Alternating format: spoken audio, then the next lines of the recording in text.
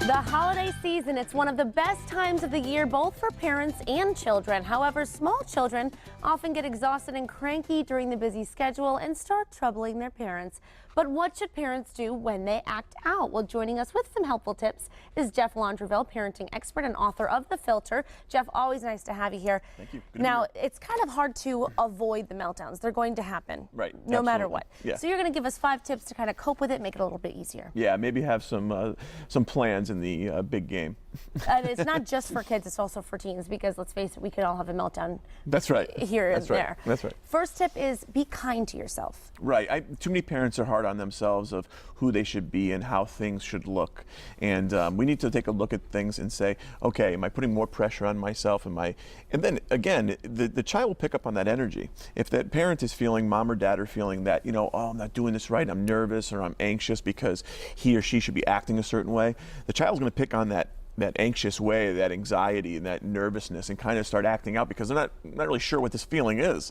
So, you want to create a good atmosphere, not only for you, but for your child as well. Right, absolutely, and it's easy to feel anxious and to feel stressed. The littlest things can get to us, but remembering that they do. And just being aware of it. That's half the battle if you really think about it. Being aware of it's half the battle. The other half the battle is dealing with it.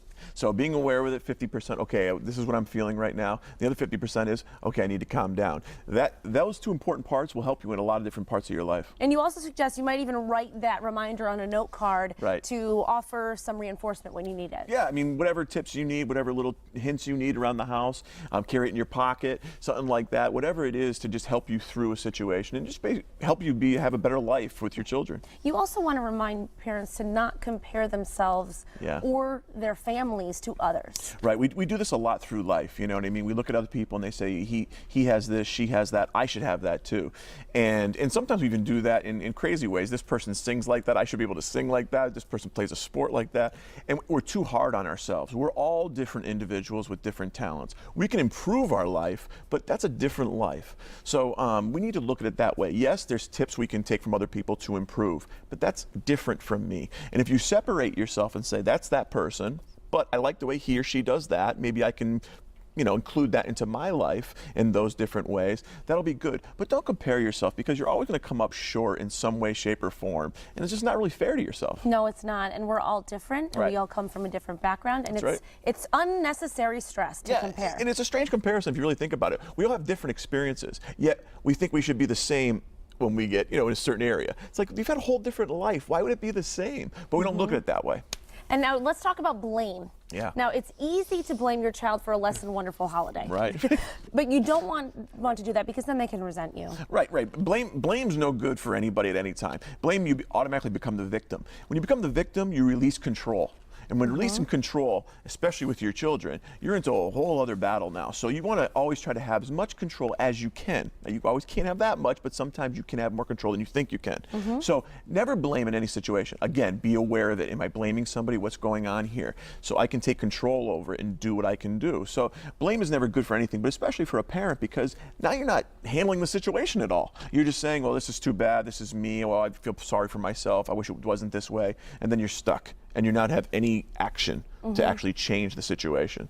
So don't become blamed, don't become a victim, and don't fall into yourself and say, oh, woe is me, because it's not going to improve your life. Right, and that negative energy is not good for anyone. That's right. Not for you or for your children. That's right. You suggest that parents create a plan of action for family gatherings.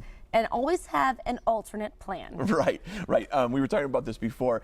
In sports, people do this. The coaches have a plan in the locker room, no matter what sport it is, before the game. We're going to go out there, we're going to do this, we're going to do this.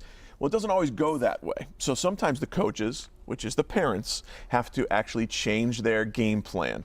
So having another game plan, getting on the same page as the other coach, the other parent, is important as well. So you guys are going into it with the right plan, the right game plan, because the game has changed, different things have happened, and the score is not in your favor. So we want to then look at the whole situation and say, okay, this didn't work, that's okay. Don't blame yourself, don't become a victim, all the other things we said. Don't start, being negative about it, but then look to, okay, what can we now do about it? that second point, okay, let's look at what we can do about it. So go into the whole situation with a plan, and you might want to have a plan B, because plan Bs are important as well.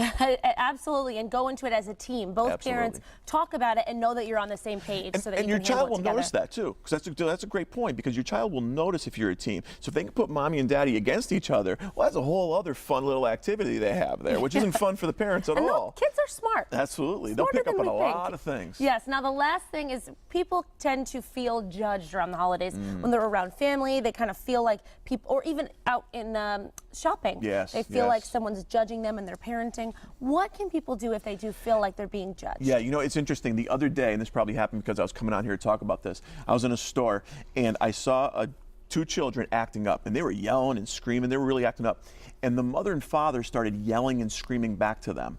Well, it mirrored their negative ways of dealing with things. So what did the kid pick up? The kid says, well, I guess in this family, we just keep yelling.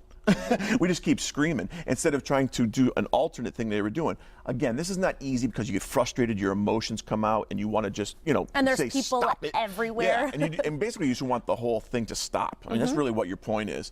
But stopping things aren't always easy if you look at it, you know, you have to look at it a certain way. How am I doing this? Am I now promoting more bad behavior, or am I promoting good behavior? Am I changing the behavior, or am I just reinforcing the negative behavior? Exactly. So you really want to be careful of that, and not just worry about what other people are thinking around you. Worry about how you can make a difference in that situation right then and there. Again, you have to remind yourself, be aware of these things. That's key to anything you do in life, to any change you make in life. Be aware of it, and then come up with a plan of how I can make things change. Great advice, and we'll make sure we check back and watch this segment again as the holidays get closer so that we can stay sane and no stress. Thanks so much, Jeff. Absolutely.